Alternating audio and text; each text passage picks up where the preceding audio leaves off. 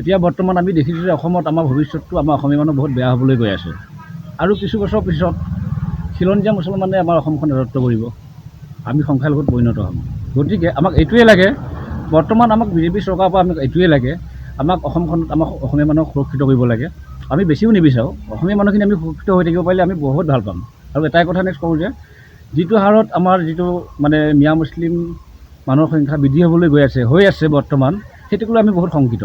গতিকে অনাগত কিছুদিনত আমাৰ অৱস্থাবোৰ বেয়া লৈ গৈ আছে। গতিকে আমি সুৰক্ষিত বিচাৰোঁ। এই সুৰক্ষিত বিচাৰিবলৈ গৈ আমি বিজেপি চৰকাৰৰ ওচৰত অনুৰোধ কৰিছোঁ যে এই মিয়ামুক্ত কৰিব লাগে অসমখন, আৰু বিশেষকৈ আমাৰ মৰিগাঁও অঞ্চলটো। মৰিগাঁও অঞ্চলটো আপুনি চাব গ'লে এতিয়া আমি মৰিগাঁও অঞ্চলটোৰ মাজতহে কিছু অসমীয়া মানুহ আছোঁ, বাকী আমাৰ আশে পাশে সকলোখিনি মুছলমান মানুহে আছে।